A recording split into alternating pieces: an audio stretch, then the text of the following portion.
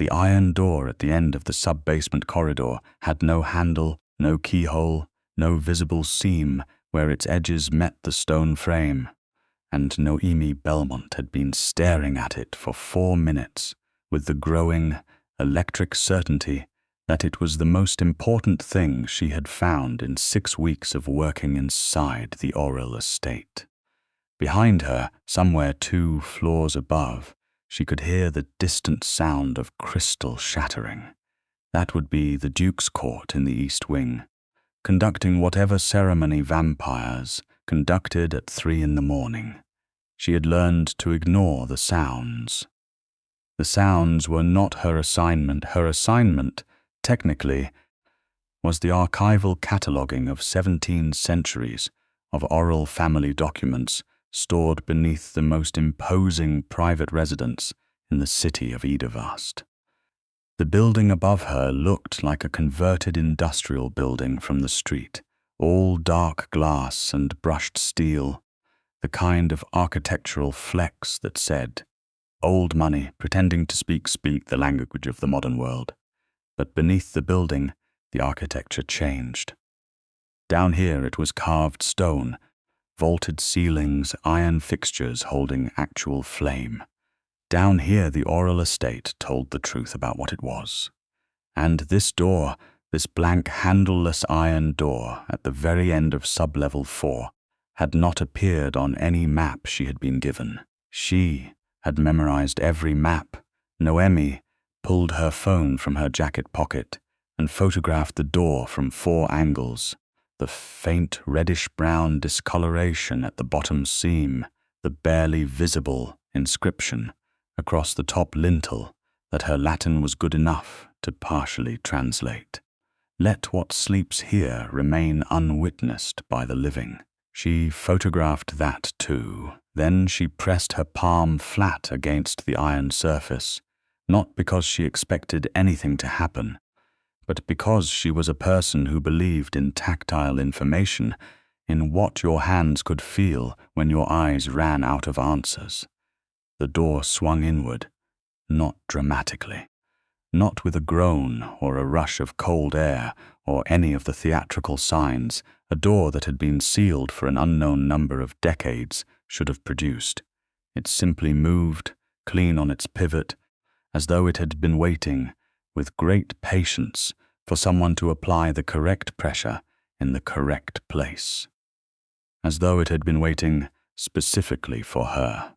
The room beyond was the size of a large closet, and it contained, under a layer of fine grey dust, a writing desk, a high-backed chair upholstered in something that had once been deep crimson, and on the desk, a single, leather-bound journal with a lock that had already been forced open from the inside at some point in the distant past, and standing in the doorway behind her, so close that she could feel the ambient cold that vampire bodies projected even when they were perfectly still, was Sorin Aurel. "I sealed every entrance to this room," he said. His voice was very quiet. It was the kind of quiet that was more unsettling than loud, the kind that told you the person speaking had absolute confidence that their words would be heard regardless of their volume. Every entrance, I remembered. Noemi did not scream. She was proud of that later, in the way that a person is proud of small dignities maintained under extraordinary pressure. She turned slowly because turning fast would have been reactive, and she did not want to be reactive in front of him. Not now. Not when she had just walked through a door he had apparently forgotten existed into a room he had apparently sealed, for reasons she did not yet understand. Sorin Aurel, the Duke of the Aurel bloodline, the oldest registered vampire lord in the Eastern Territory, was exactly as terrifying and exactly as compelling as the 6 weeks of working in his estate had prepared her for, which was to say he was both of those things in a measure that no amount of preparation could have been truly adequate for. He was tall, with the particular stillness of someone who had stopped requiring breath as a constant reminder of their own aliveness. His hair was the white of old bone, worn loose past his shoulders. His skin was the color of moonlight through frosted glass. His eyes were pale, silver-gray, the irises ringed with a darker band of charcoal, and they were fixed on her with an expression that combined, in roughly equal measure, fury, disbelief, and something she could not yet name that sat beneath both of those like a foundation. "Mr. Aurel," she said, keeping her voice steady, "I apologize for entering without permission. The door opened when I pressed it. There was no mechanism I could identify, and no indication on any of the maps I was given that this room existed. Because I removed it from the maps?" "Yes," she said. "I understand that now." He looked past her at the desk, at the journal. Something moved across his face, something old and painful, the kind of expression that a face only produces when a wound that has been scarred over for a very long time is suddenly and unexpectedly touched. "Step away from the desk," he said. She stepped away from the desk. She was not afraid of him in the way that small, helpless people are afraid of dangerous things because they have no other options. She was careful of him in the way that an intelligent person is careful of a force that is genuinely powerful and genuinely unpredictable, which was different and more useful. "I have not read the journal," she said. "I only just found the room." "I know," he said. "I can tell by where you're standing." He moved past her into the room, and she noted, not for the first time, and not without a complicated set of reactions she generally kept filed, under the category of professional complications, that the way he moved was one of the most difficult things she had ever attempted to describe in her private notes. Controlled was not the right word. Contained was closer. Like something enormous and ancient that had chosen for its own reasons to move with precision rather than presence. He stopped in front of the desk and stood looking at the journal with his hands at his sides and his jaw set. "What is this room?" she asked, because she was an archivist, and she was constitutionally incapable of not asking. "A confession," he said, after a silence, "or it was intended to be one, a long time ago." He did not look at her when he said it. He looked at the journal, and she understood, without being told, that the question of whether she remained in this room or left it was being decided in real time by some internal calculation she was not yet equipped to follow. She waited. She had learned that waiting with Sorin Aurel was frequently more productive than pushing. He picked up the journal. He held it for a moment in the way you hold something you are not certain whether you want to keep or destroy. Then he turned to face her, and the fury in his expression had quieted into something that was harder to read and, she thought, considerably harder for him to bear.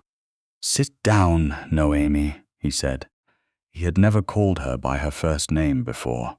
In 6 weeks of working in his estate, of brief, controlled encounters in corridors and document rooms, of occasional conversations so formally structured they felt like diplomatic negotiations, he had called her Miss Belmont in a tone that was correct and distant and entirely designed to keep a specific kind of gap in place between them.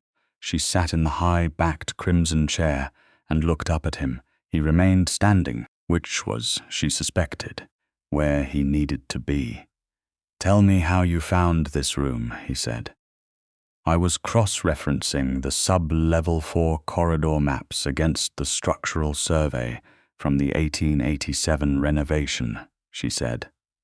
"There was a discrepancy in the wall measurements, a section of corridor that accounted for approximately 4 additional meters that weren't attributed to any room on the plans.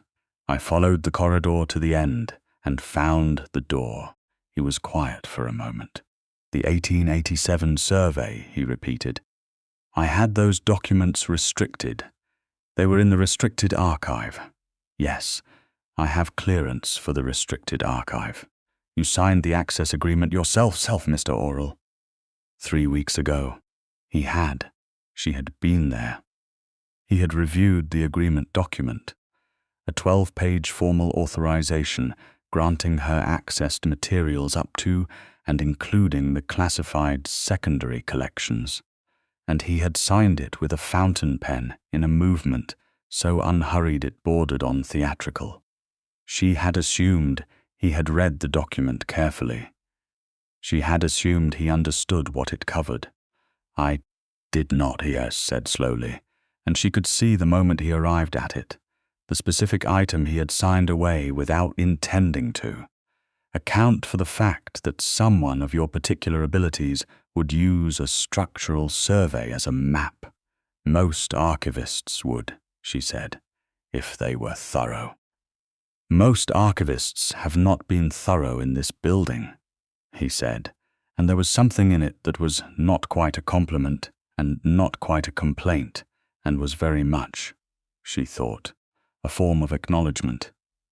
You are considerably more than I was informed you would be. What were you informed I would be? He set the journal back on the desk very carefully, and finally looked at her directly. The silver-grey eyes were extraordinary up close. She had always thought so, in the way that the surface of a frozen lake is extraordinary, beautiful and absolutely opaque, concealing everything beneath. I was informed you were the best human archivist currently working in treaty-registered institutions, he said.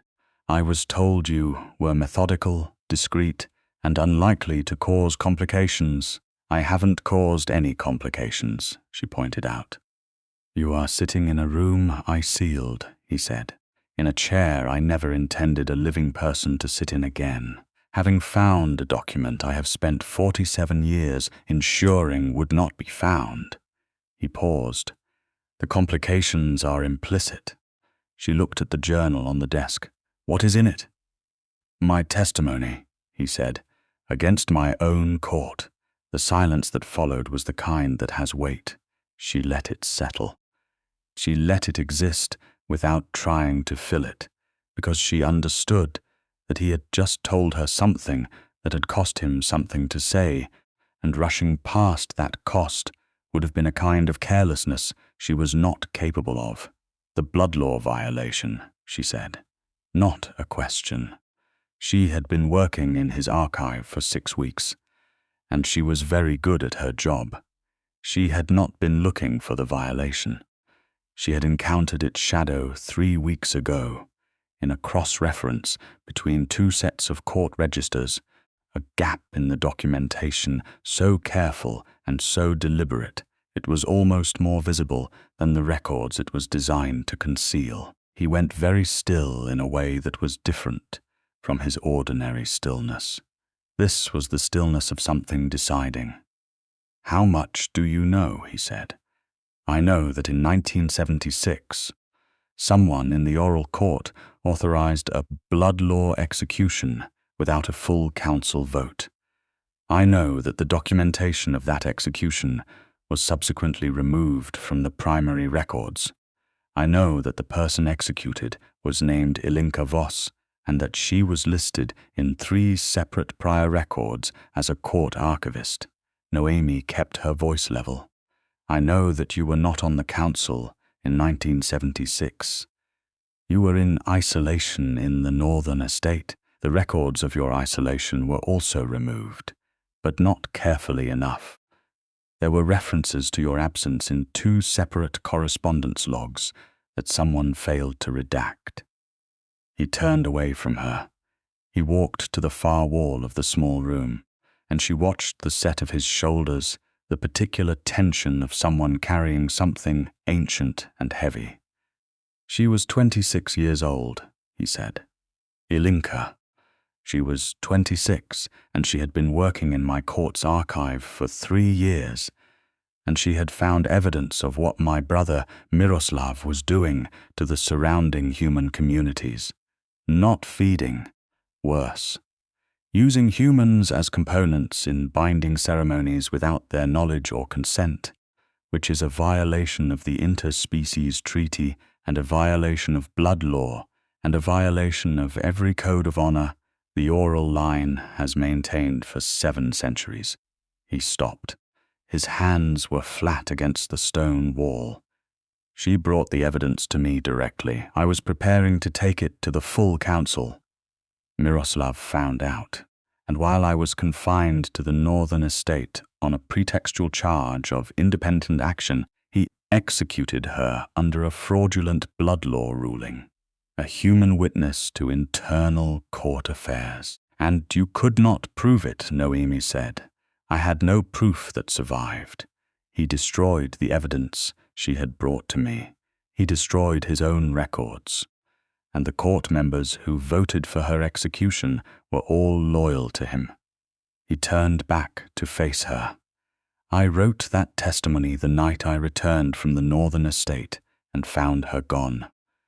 I hid the room. I waited for the moment when I would have enough standing to bring the charge formally against Miroslav without him being able to bury it again.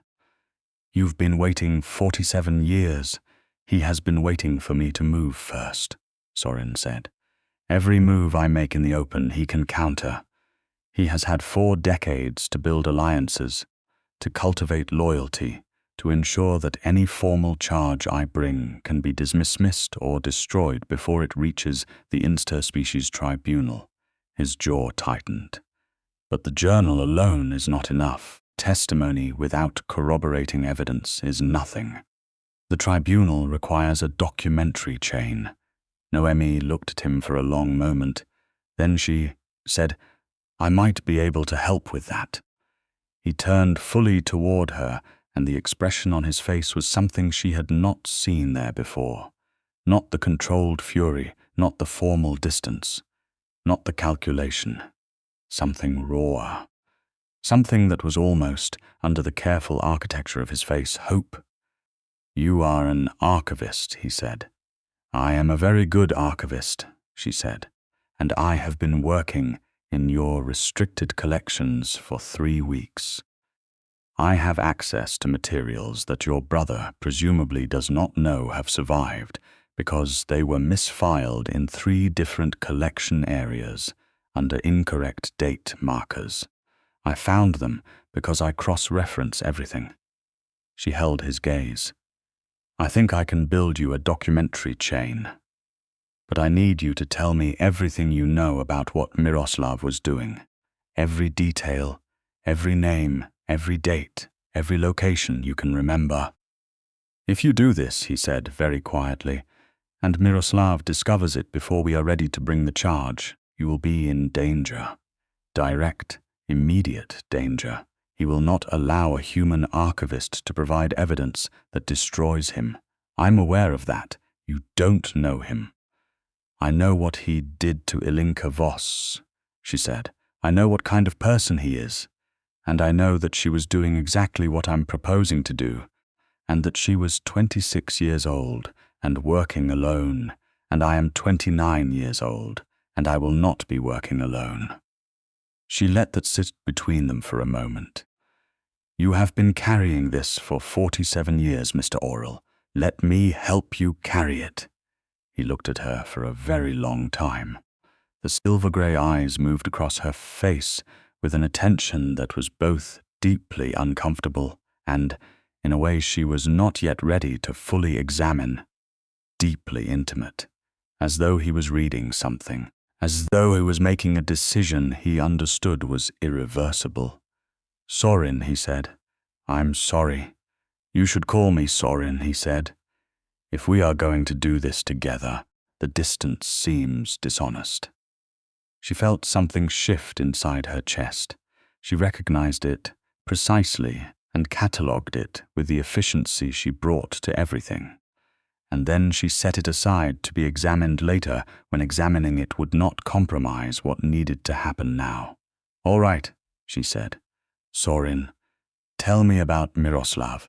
He sat on the edge of the desk, a gesture so unexpectedly human, and so entirely at odds with his usual physical formality that it made her breath catch, and he began to talk. He talked for 2 hours. She listened with the recorder running and her own memory working in parallel, filing and cross-referencing, and beginning, even as he spoke, to sketch the architecture of the documentary case in her mind. The city of Edavast had a vampire quarter, as most major cities did since the interspecies accords of 1953. But the Aurel estate sat at the edge of the quarter, neither fully in nor fully out, which was typical of the Aurel line's political position generally. Duke-class vampires occupied a strange middle space in the modern hierarchy, powerful enough to be genuinely dangerous, old enough to predate most of the current legal structures, but formally subordinated to the interspecies tribunal that governed the treaty territories. The tribunal met in a building 3 blocks from the estate. Noemi had walked past it every morning on her way to work. It looked like a government office, because it was a government office, except that the signatories to the treaty it administered included entities that had been alive before the building's city had existed. Miroslav Aurel had never appeared on any document she had encountered with his name attached to anything irregular. He was careful in the way that people who have been careful for a very long time become nearly invisible. But she had found the shadows, and now that she had Sorin's testimony to lay against them, she could see the shapes. Over the following week, Noemi worked with a focused intensity that she had rarely applied even to her most demanding projects. She arrived at the estate each morning before the sun was fully archive with the purposeful precision of a surgeon. She photographed documents, cross-referenced correspondence logs, mapped the relationship between misfilled materials and the gaps in the primary record where those materials should have appeared. She built timelines on her laptop in a password-protected file that she kept on an encrypted drive she wore around her neck like a pendant. Sorin appeared each evening. At first, briefly, appearing in the document room with a formality that was clearly a habit, too deep to break immediately, bringing new context, new memory, new detail to add to the architecture she was building. Then, less briefly then, sitting across the table from her and going through materials with her, his long, pale fingers turning document pages with a care that told her he had been in archives before, that he understood what he was handling. They did not talk about anything personal. But the conversations they had about the case were, without either of them quite deciding that this was happening, becoming the conversations of 2 people who trusted each other. She would make a connection in the evidence, and he would look at her with that expression that was not quite a smile, but was something adjacent to it, a private acknowledgement, a recognition. He would remember a detail, and she would tell him exactly where in the documentary chain it fit, and the brief pleasure of watching a piece lock into place was, she discovered, entirely worth experiencing. On the 9th evening, she made a mistake, not evidence. In her own management of herself, she had been working for 11 hours, and she had not eaten since noon. And the combination produced a dizziness she did not notice until she stood up too quickly from the document table and caught herself on the edge of it, and Sorin was across the room and had his hand under her elbow. Before she had fully processed that she was losing her balance, his grip was very cold and very steady and very careful. "When did you last eat?" he said. "I forgot," she admitted. "You forgot," he repeated, in a tone that contained, she noted, considerably more emotion than the formal register he usually employed. He did not release her elbow immediately. She did not pull away. They stood like that for a moment that lasted slightly too long to be strictly necessary. "I am fine," she said. "You are not fine. You are pale and your hands are shaking." He steered her toward the chair with a gentleness that was at odds with the word dominant in every way, except that it absolutely was dominant. It was entirely him deciding what was going to happen, and making it happen with such complete certainty that her own autonomy did not feel threatened. It felt respected. It felt like being protected by someone who understood that protection and control were different things. "Sit," he said. "I will get you food. Vampires don't generally keep food in the estate," she said. "I keep food in the estate," he said flatly. "I have had human staff for 3 centuries. I keep food." He was already at the door. He stopped and turned back. "Do not touch anything in the evidence file while you are light-headed. You could make an error. I don't make errors when I'm light-headed. You made one 40 minutes ago. You misread the date on the Crestfall correspondence by a year. You caught it yourself, but you made it." She stared at him. "You notice that?" "I notice everything about your work," he said. "You are very good, and you were very slightly off this evening, and I should have said something earlier." Something moved behind his eyes. "Eat. Then we will finish." He came back 12 minutes later with a plate of things that had clearly been assembled by someone who had consulted a refrigerator and made a serious attempt.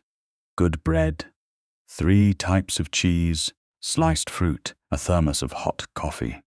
He set it on the table in front of her, with the formality of someone who was not accustomed to this particular gesture, and was performing it with great deliberate care. "Thank you," she said.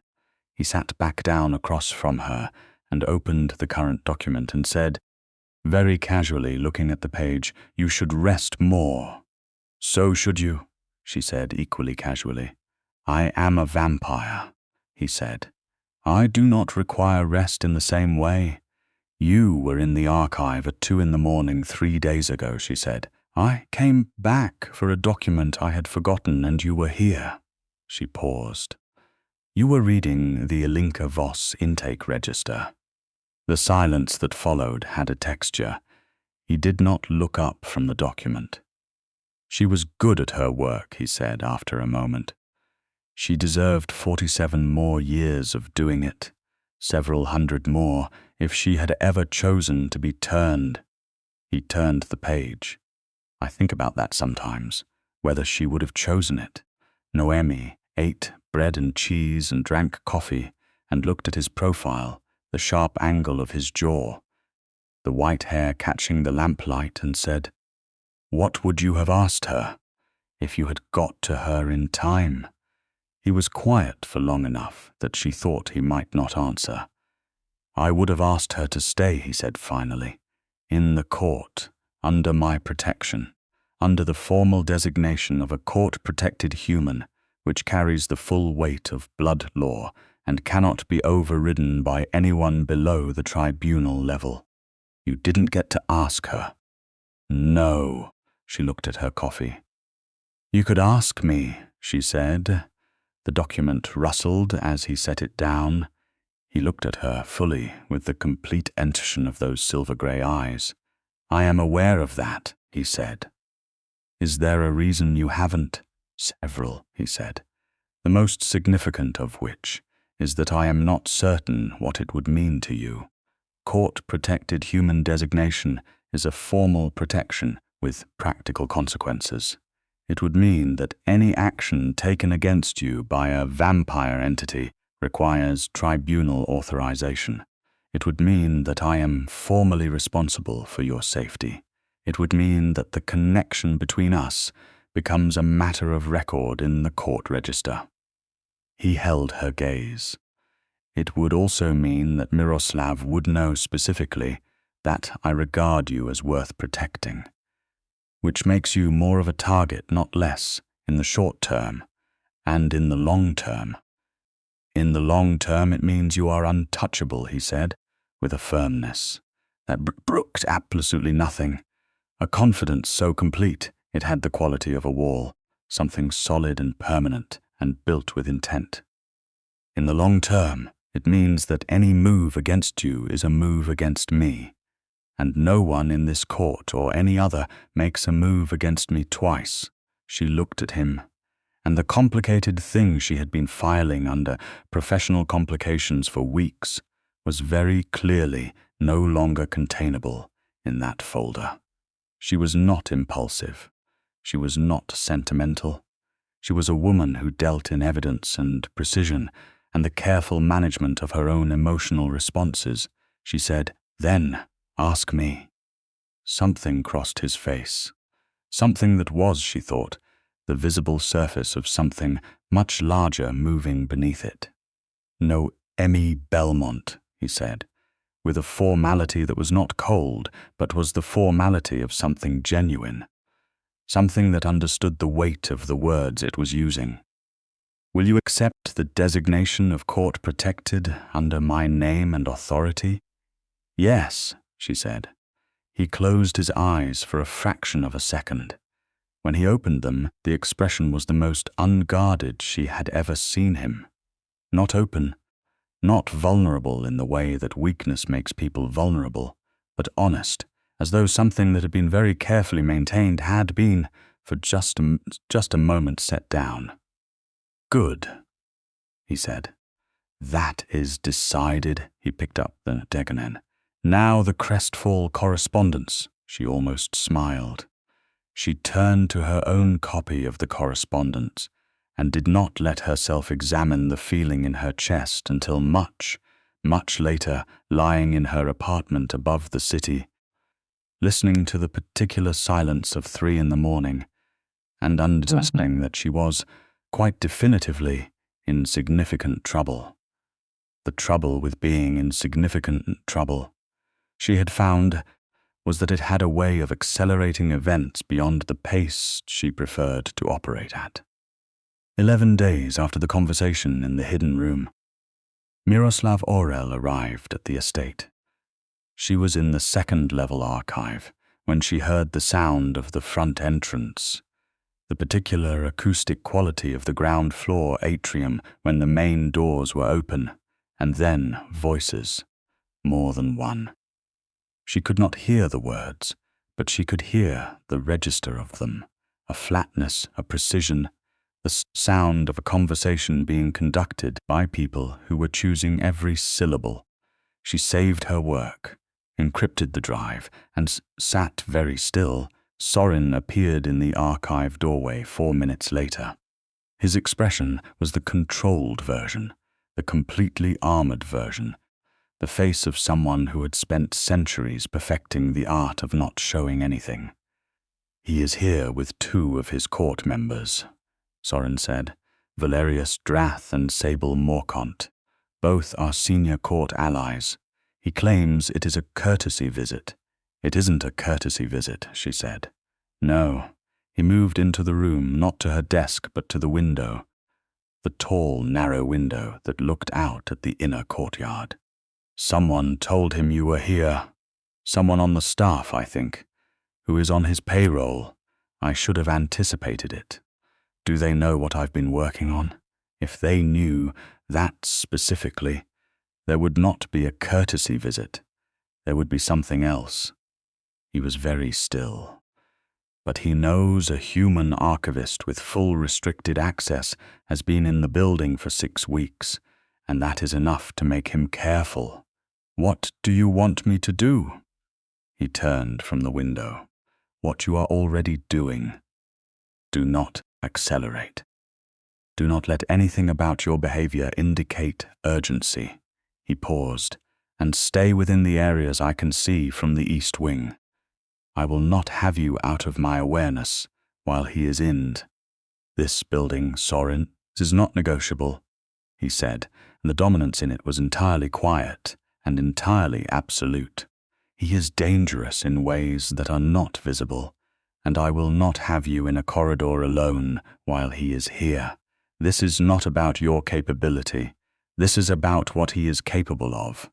She understood the distinction. All right, she said. I will manage the meeting. I will come back to you as soon as he has gone. He moved toward the door and then stopped and said, without turning fully, You are the most important thing. In this building, right now, I need you to know that I mean that, practically and not merely formally. She let that land without deflecting it. I know, she said. He left. The meeting lasted 3 hours. She worked precisely and with steady hands and did not look at the door of the archive. She built 2 more links in the documentary chain. She annotated the crestfall correspondence with a margin note system she had developed specifically for this case, a code that would be meaningless to anyone who had not also read the corresponding structural survey.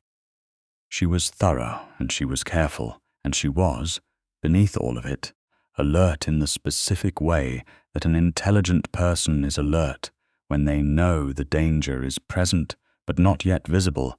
Miroslav came to the archive. He should not have been able to. The archive was in the restricted wing, and guests did not have access to the restricted wing without escort. But she heard the step in the corridor before she saw him, a step that was different from Sorin's, lighter somehow and more deliberate, and she closed her laptop and turned with her hands on the desk, and her face composed before he appeared in the doorway. He was Sorin's brother, and the resemblance was there in the architecture of his face, the white hair, the pale skin. But where Sorin carried his stillness like something chosen, Miroslav carried his like something predatory. He was smiling. It was a precise, controlled smile with nothing warm underneath it. "The Archivist," he said. "I have been wanting to meet you. You've made quite an impression on my brother. I was not aware visitors had access to the restricted archive," she said pleasantly. "I am not a visitor. I am family." He moved into the room without being invited, in the particular way of people who have never in their lives encountered a space that did not immediately accommodate them. "What are you cataloguing?" "Estate documents from the early collection," she said. "Registration records, property surveys, court correspondence prior to 1900. Standard archival work." She did not look at her laptop. Standard. He was looking at the shelves, moving slowly along them, and she watched him the way she watched a problem she was solving, with precise attention and no display of anxiety. "My brother has always had an interest in the historical record.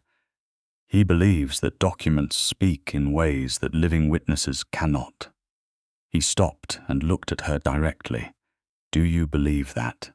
"I believe documents are evidence," she said, "like any other kind." "Yes," he said, still smiling. "I imagine you do." He looked at her for a moment too long, the kind of look that was designed to be uncomfortable. "Be careful with old records, Miss Belmont. They can be misleading. Context is everything. Documents without context tell one story.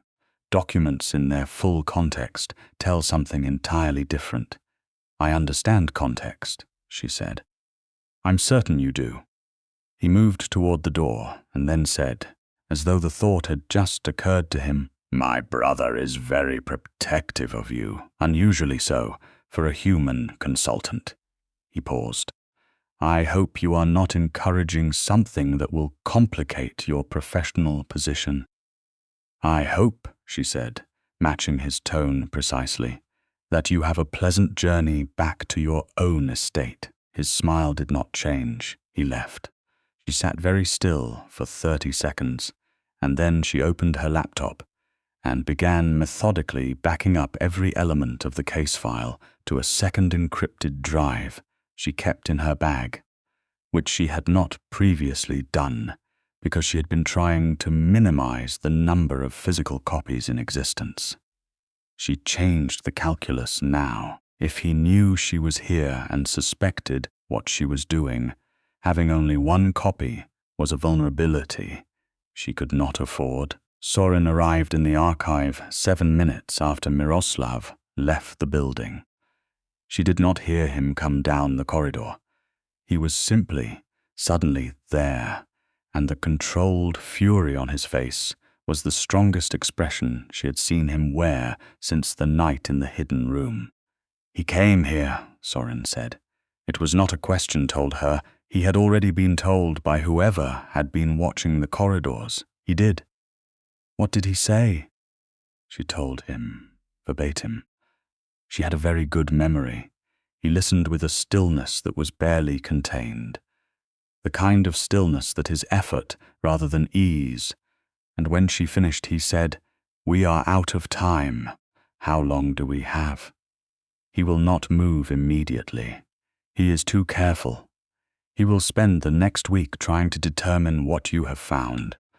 But when he determines that it is enough to bring the charge, he will move before we can reach the tribunal, and he will not be subtle about it. The silver-grey eyes were direct and entirely serious. "We need to file with the tribunal within 5 days. The documentary chain is not complete," she said. "How close?" 80%. "There are 3 evidentiary connections I have not yet established. If I have all 5 days, I can get them. If I have 3 days, I can get 2 of the 3, and the chain will be strong but not airtight." 3 days, he said. "We file in 3 days. The tribunal will take an incomplete chain over no chain if the testimony is strong enough, and my testimony is strong." 3 days, she agreed. He was looking at her with that expression that was several things at once, and he said, with a care that was very different from formal care, "You should know that if this works, the tribunal proceeding will require your testimony as well. You will have to appear, formally, as a documented witness to the discovery of the evidence chain. That will put your name in the interspecies court record. I know. It will also mean that Miroslav will know exactly who helped bring the charge. Permanently, I know that too. After today," he said, "after him coming here, after what he implied to you, I am not comfortable with your safety in your apartment. I would like you to remain in the estate.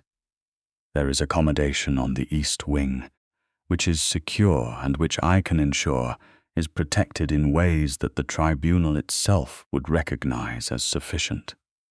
She looked at him. "Is this the protection talking or something else?"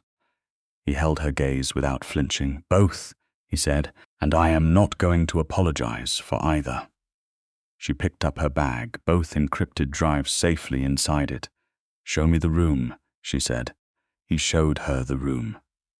It was on the 2nd floor of the east wing, high-ceilinged and elegant in the Gothic industrial manner of the estate, with windows that looked out over the courtyard and a lock that she could see, even before he explained it, was significantly more sophisticated than anything she had encountered in a residential space.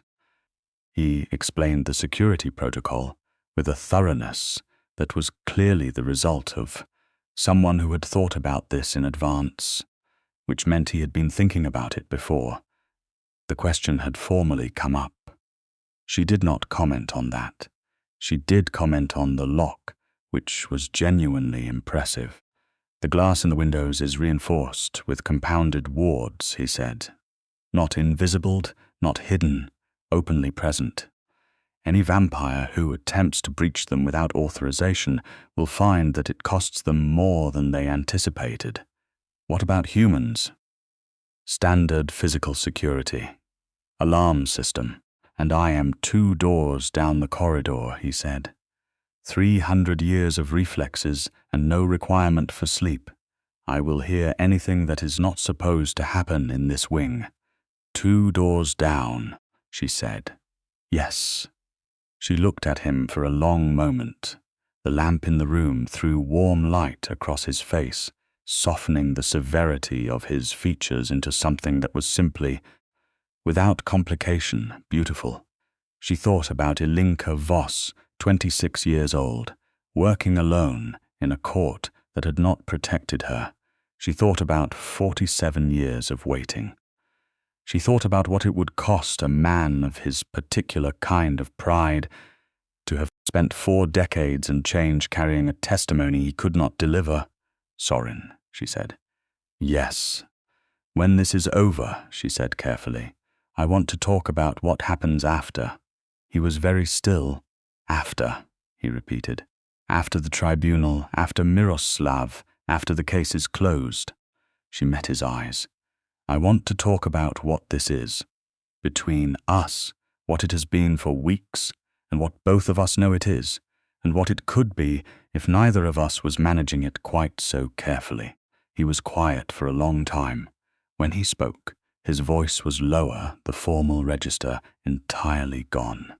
"I have been managing it carefully," he said, "because the last human who worked in my archive, and whom I failed to protect properly, died at my brother's orders. Because I have carried that for 47 years. Because every instinct I have toward you carries the weight of that, and I will not allow what happened to her to be rehearsed with you." He paused. "But you are not her, you are yourself, and you have walked into every danger with your eyes open, and made your own choices at every step, and I have never once been able to regard you as someone who requires protection from information about my own feelings. Then stop protecting me from them," she said. "After?" he said. "When this is done and you are safe, and the threat is removed, and I am not looking at you across a room, wondering if tomorrow I will still be able to look at you at all." He moved toward the door and then turned back. "After, I promise you after," she believed him. She went to sleep in the East Wing room with the ward-enforced windows, and the sophisticated lock and the knowledge that he was 2 doors down the corridor, and she slept better than she had in weeks. The 3 days were the most intense of her professional life. She worked in a state of concentrated focus that she sustained through coffee and the pure motivational pressure of understanding very specifically what the stakes were. Sorin worked alongside her for most of it, his testimony growing more formal and more precise as the documentary chain grew around it. Each piece she found strengthening the connective tissue of the case until she could see, on the 3rd morning, that what she had built was not just sufficient. It was definitive. It was, in the language of archival practice, a closed chain, a sequence of documentary evidence in which each piece corroborated the next, traceable back to primary sources, cross-referenced against independent records that Miroslav had not known existed because they had been misfiled under incorrect markers in a collection he had never personally reviewed. She had not just found the shadow of what he had done. She had found the substance.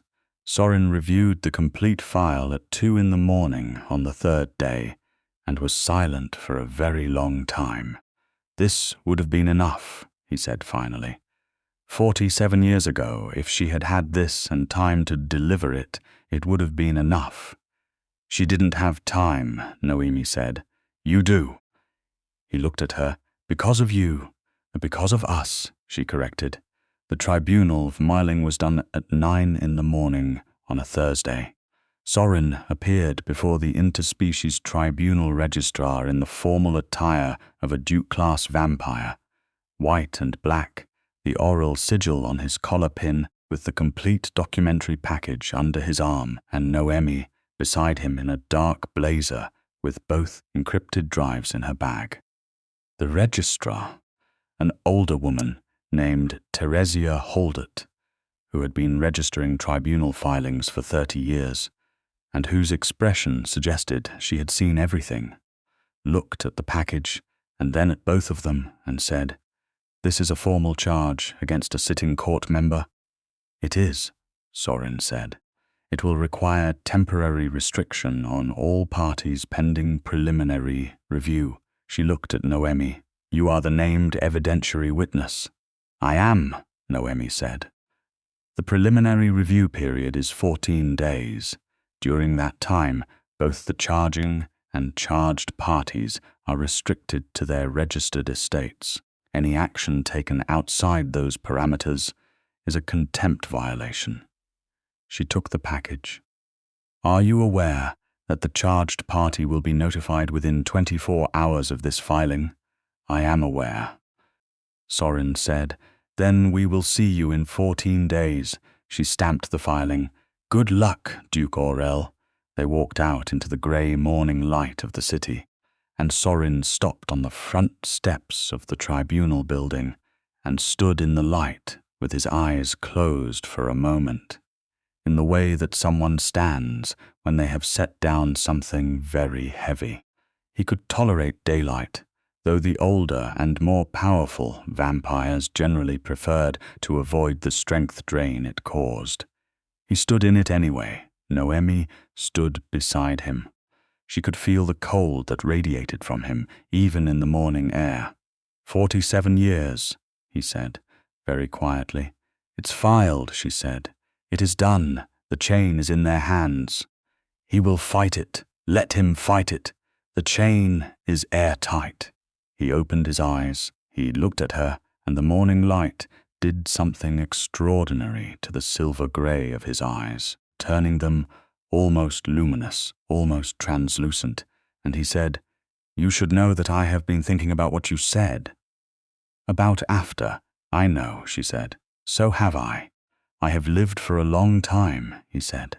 I have managed for most of it to keep a specific kind of feeling at a very controlled distance. I am good at distance. I am very bad. I have discovered at maintaining it in your case. She looked up at him. How long, she asked. How long have you been bad at it? He thought about it with a seriousness that she found in equal measure ridiculous and genuinely moving. The first week, he admitted. When you corrected an error in the 1803 court register that 3 previous archivists had failed to notice, and you did it without comment, without waiting for approval, simply corrected it and moved on. I thought, this woman is extraordinary, and the thought has not left since. She laughed, a genuine one, the kind that surprised her, and she saw the thing that was almost a smile on his face become, briefly, an actual smile, rare and quiet and completely transformative. That is an absurd thing to fall for, she said. I am an absurd person, apparently, he said, despite all evidence to the contrary. She reached up and straightened his collar pin, which did not need straightening, and he went very still under her hands, with the stillness that was not controlled but genuine, the stillness of someone trying very hard not to move because moving might break something. After is now, she said, he said. I believe it is. He put his hand over hers where it rested against his chest, holding it there with a gentleness so complete it was almost painful to witness, the kind of gentleness that is only possible in someone who knows exactly how strong they are and is choosing, with enormous care, to be nothing of the sort. She did not remove her hand. The 14 days of preliminary review were, in their own way, the strangest 2 weeks of Noemi's life. She remained at the estate. Sorin remained at the estate. The court members, loyal to him, circulated through the East Wing at intervals, reporting on the outside situation, on Miroslav's movements, on the political temperature among the wider vampire community as the news of the filing spread outward through the interspecies network. Miroslav, to the surprise of no one who understood how he operated, did not do anything dramatic or direct. He was too careful for that. He filed a counter-complaint with the tribunal, citing procedural irregularities in the access authorization that had allowed Noemi to reach the restricted collection. It was a narrow legal maneuver, targeted at the evidentiary chain's admissibility rather than its content, and it was clever in the way that all his moves were clever. Noemi spent 2 days disassembling it. She sat with the original access agreement, the 12-page document that Sorin had signed, and she laid it against the tribunal's own evidentiary standards and the interspecies treaty's provisions for human-assisted archival verification, and she wrote a 20-page response that closed every procedural gap Miroslav had attempted to use.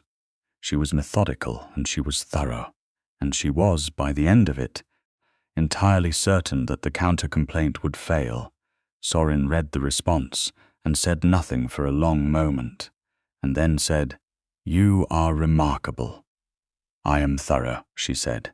"Those are the same thing in your case." He set the document down. He will find nothing in the procedural argument. He knows it. This is delay. What else can he try? Direct pressure on the tribunal registrar. Attempted access to the court records before the preliminary period ends. Neither of those will work. He paused. He could try to reach you. He's restricted to his estate. His people are not. Sorin's voice was very even. I have increased the security protocol on the East Wing. I want to be transparent about that. I noticed, she said. I appreciate it. I also want to be transparent about something else. He was sitting across from her at the large table in the archive, where they had spent most of the last 2 weeks, and he was looking at her with that direct, unflinching attention. I have not been in a position to think clearly about my own situation for a long time. The case has occupied everything. The case and the guilt and the strategy. He paused. You have occupied the space beside all of that in a way that I did not plan for and cannot currently imagine being without. She looked at him. That's a very careful way of saying something. I am a careful person. You are, she agreed. Say it anyway. I love you, he said, with the same precision and formality he brought to everything, and the precision of it made it more rather than less, because it told her that the word was chosen specifically and not casually, that he understood what it meant and had used it because it was accurate. I am telling you before the tribunal outcome, because I will not have you wondering after whether the feeling existed before the relief of a crisis resolved. It exists now. It existed 3 weeks ago. It will exist regardless of what the tribunal decides. She was quiet for a moment. The archive was warm around them, lamplight on old stone, the smell of paper and dust, and whatever the cold, clean scent was that was simply him. I love you too, she said. I have been trying very hard not to for about 4 weeks, and I have been completely unsuccessful. He reached across the table and took her hand, and they sat like that in the lamplit archive with the city moving above them and the old documents bearing witness. And it was the most peaceful she had felt since she had pressed her palm against an iron door and walked into a room that changed everything. The tribunal convened on a clear winter morning. The chamber was a long, formal space, panelled in dark wood, with a raised bench where 7 tribunal members sat in positions of formal authority. The room was attended by both vampire and human representatives. As tribunal proceedings required, the interspecies balance maintained even at the level of the audience. Miroslav Aurel sat on one side of the central aisle with Valerius Drath and Sable Morkant flanking him. He was composed in a way that was impressive, genuinely impressive. The composure of someone who had been in difficult rooms before and had survived them. He did not look at Sorin when Sorin took his seat across the aisle. He looked at Noemi. She met his gaze and held it, and then she looked away first, not in retreat but in deliberate dismissal, the particular move of someone who is not giving the opponent the satisfaction of sustained engagement. The proceedings were formal and precise, and moved at the pace of an institution that had been deliberating for 70 years. The presiding tribunal member, a vampire named Cassian Veltri, who was older even than Sorin, and who carried himself with the specific gravity of someone who had issued judgments that had changed the course of centuries, read the charges in full. He reviewed the counter-complaint. He acknowledged its dismissal on procedural grounds, which had been confirmed 4 days prior. He invited the evidentiary record into formal consideration. Noemi was called to testify. She stood before the bench and spoke with the same clarity and precision she brought to everything, describing the process of discovery, the methodology, the documentary chain, the logical and archival reasons for the confidence she had in each connection. She had testified before professional bodies before. She had never testified before a body that included entities who had witnessed the events in question firsthand. One of the tribunal members, a human woman named Dr. Adela Seuss, who served as the human side senior representative, asked her a question about the admissibility of the structural survey as a navigational tool for archive access. Noemi answered it in 3 sentences. Dr. Seuss nodded once and wrote a note. Sorin testified after her. He stood before the tribunal bench and delivered his testimony with the authority of someone who had been preparing it for 47 years, with the clarity of someone who had spent every one of those years keeping every detail precise and present. He did not raise voices. He did not perform emotion. He presented what he knew with the completeness of absolute certainty, and the room was entirely silent while he spoke. Miroslav's representative attempted to challenge the testimony on 3 grounds. Sorin answered each challenge directly, and in each case the documentary chain provided the corroboration that reduced the challenge to nothing. The deliberation lasted 4 hours. When Cassian Veltri spoke, the room was so quiet that the weight of his voice seemed to have physical presence.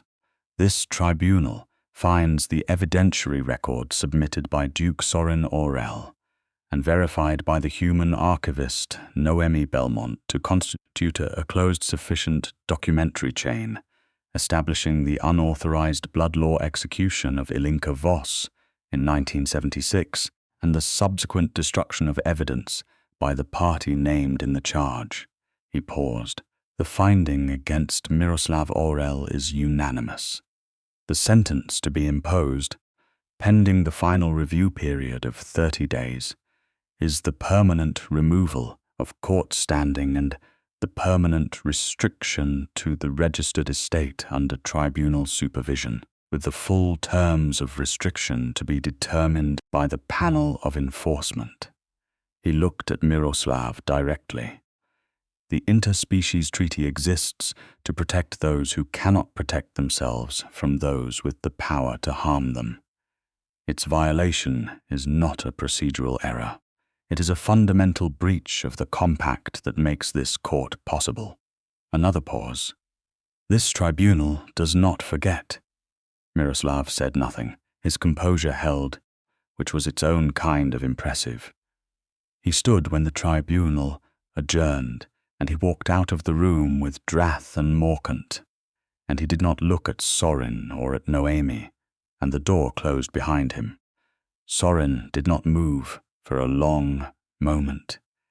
He stood at the center of the formal room with the old wood paneling and the winter light coming through the high windows, and Noemi stood beside him, and she could feel the quality of his stillness changing the sustained tension of decades, resolving into something she could not yet name, but that looked from the outside like the beginning of peace. He turned to her. "It is over," he said. She put her hand in his. He closed his fingers around it with the same particular gentleness, the deliberate choosing of care over force. "It's over." She agreed. They walked out together into the winter morning, and the city received them with its ordinary noises, its traffic and its light, the completely unsentimental continuation of the world that does not pause for even the most significant resolutions. In the days and weeks that followed, Noemi began to understand what life inside the Aurel estate actually looked like when it was not under the pressure of a 47-year crisis. It was, she discovered, genuinely extraordinary. The estate had a library on the 3rd floor of the East Wing that contained texts she had only ever encountered in catalogue entries, volumes she had spent portions of her career trying to locate, sitting in orderly, dark-spined rows as though waiting without urgency for someone to appreciate them. Sorin showed it to her, with the manner of someone presenting a gift they had been keeping in reserve, watching her face as she moved along the shelves, and the expression on his face was one she was becoming familiar with, the private, contained pleasure of someone watching someone else be exactly who they are. She had dinner at the estate most evenings, not because she had moved in formally, not yet, but because the question of returning to her apartment at the end of the day had become increasingly difficult to argue in favor of, when the alternative was the East Wing and the library and conversation with someone whose mind she found inexhaustible. Sorin cooked occasionally with the serious and slightly dangerous focus of someone who had learned to cook somewhere in the middle of the 19th century and had continued to refine the craft since then. He made a lamb dish one Tuesday evening that was the best thing she had eaten in her adult life, and she told him so. And he looked genuinely pleased in the way that seemed to surprise him, as though he'd been praised for things for so long that the praise had become formal noise, and her specific and direct appreciation of a specific thing was landing in a different register entirely. "You learned to cook somewhere with different ingredients than this," she said. "Transylvania," he said, in the traditional sense, not the theatrical one. Considerably more forested and considerably less Gothic decoration than the reputation suggests. "Is that where you were born? Or where you became what you are?" He looked at her across the table with an expression that was considering. "Both, technically. I was human there, and I was turned there." He paused. The turning was not involuntary. It was offered and accepted. I was 32. I had already spent a significant portion of my life working on behalf of the community I lived in, and I had come to understand that what was needed was more time than any human life could provide. He refilled her glass. "The decision has not always been without cost, but I have not regretted it. Do you miss it? Being human?" "Sometimes I miss the simplicity of a timeline," he said. "The fact that a human life has a shape that is complete in itself, a beginning and an end, and the particular urgency that comes from that. Immortality provides other things, but it does not provide urgency." He looked at her. "You provide it. That is, I think, part of why you are so remarkable to me. You live with the full weight of your own finitude, and you are still fearless." She looked at him. "I'm not fearless, not in the naive sense, in the intentional sense. You choose to act despite being afraid. I have watched you do it every day since the night in the sealed room." He was very serious. "That is what courage actually is, Noemi, not the absence of fear. The refusal to let it make decisions for you." She looked down at her plate and then back up at him. "You could offer it to me," she said, "the way someone offered it to you. He was very still. "I know. Is that something you've thought about?" "Yes, simple and direct. I will not offer it until you have been living freely, without crisis, without the pressure of an ongoing threat, for long enough to be certain that your answer is not influenced by the circumstances which came through. You deserve to make that choice in complete peace." He held her gaze. "But I have thought about it. The prospect of a life beside you that does not end after a human span is something I have thought about with a feeling I can only describe as longing."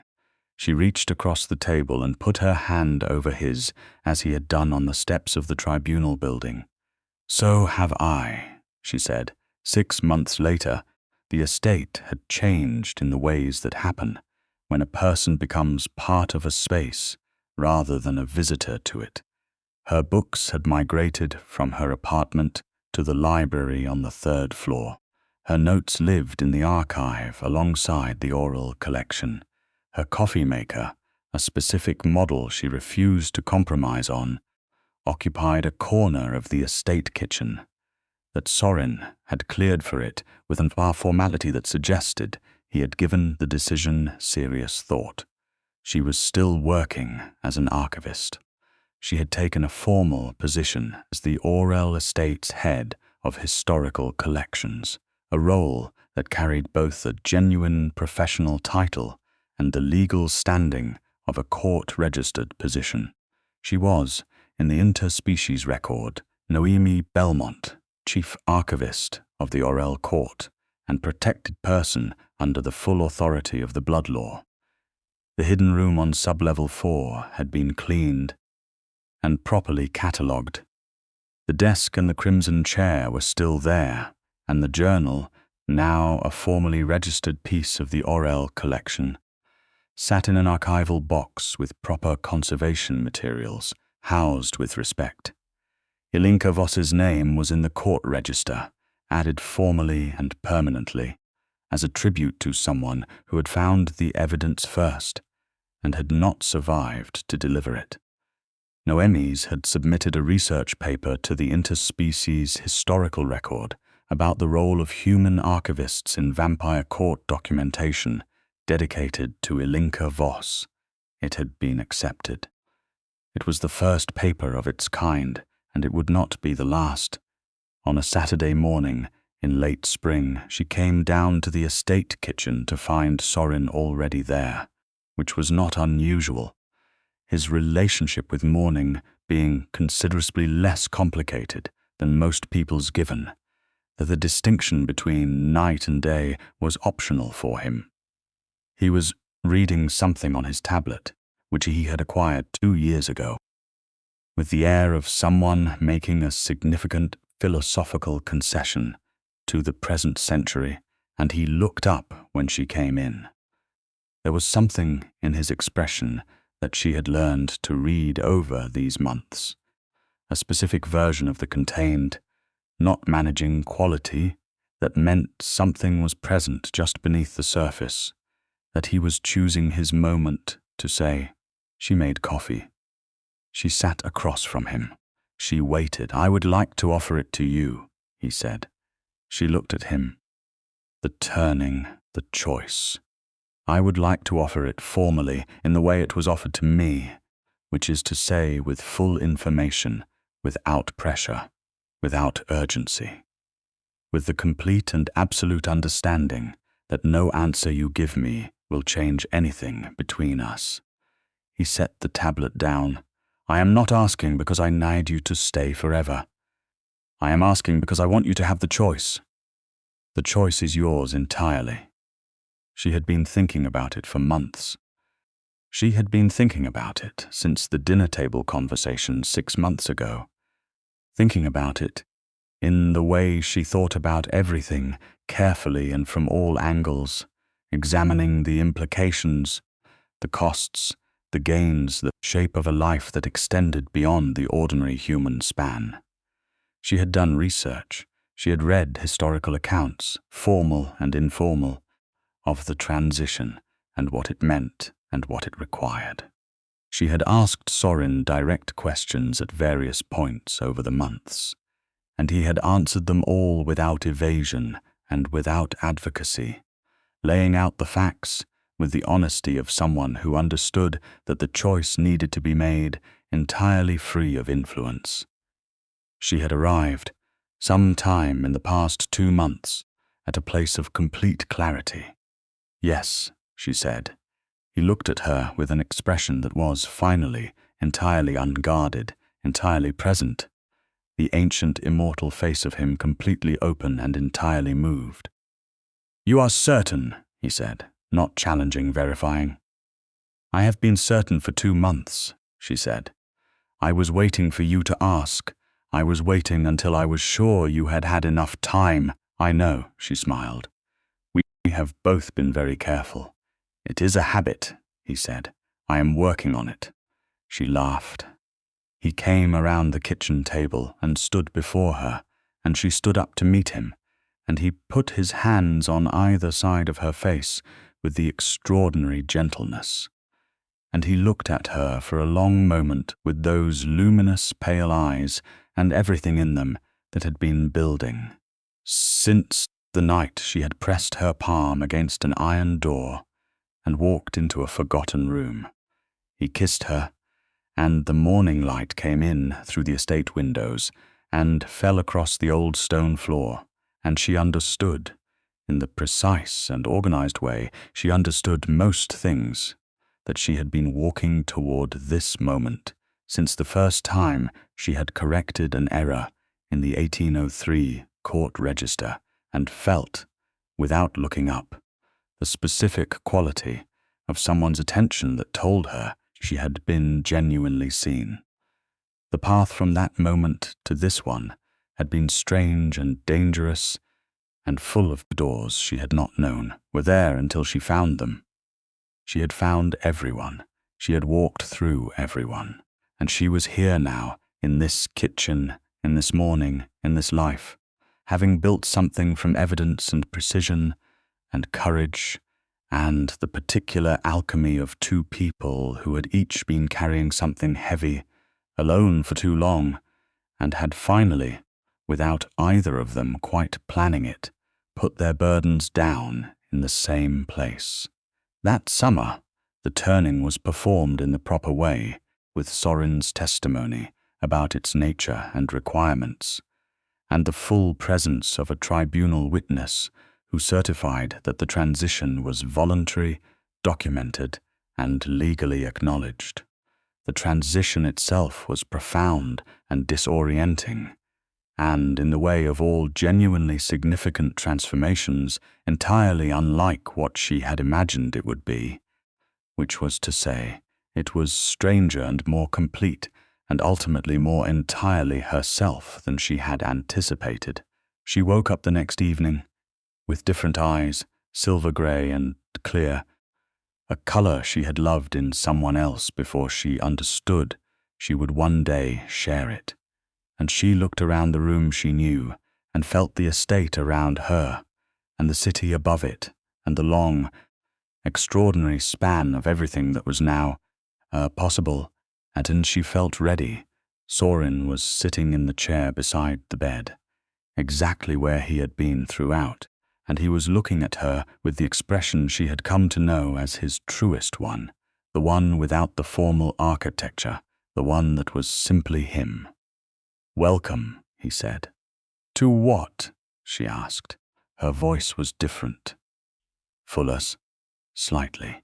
She noted it with professional interest. "To everything," he said, and the word carried, in the way that his words always did, more weight than its 3 syllables could technically account for. "To the long version."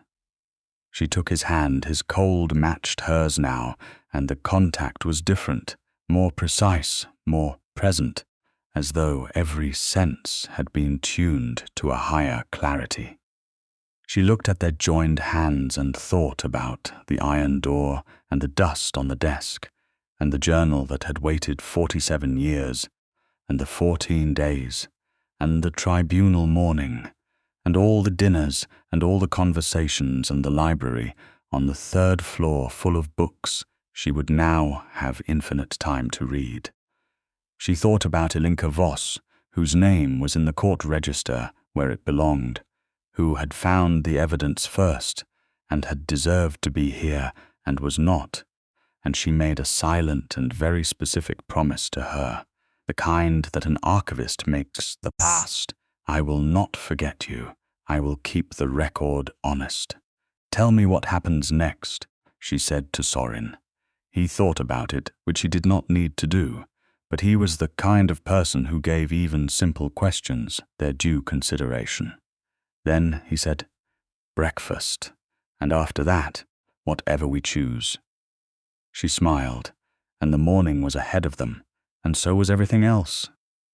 And the sealed room on sublevel 4 sat quietly in its place in the basement of the estate, door open now, catalogued and preserved, a forgotten entrance that had been the beginning of everything. Nothing that matters, she had learned, stays sealed forever. Not secrets, not grief, not the particular kind of love that begins in a room no one remembered existed, between two people who had each, in their own way, been waiting without knowing it for the person who would find the door that changed everything. The record was complete. The story would continue, and this time it would not be lost.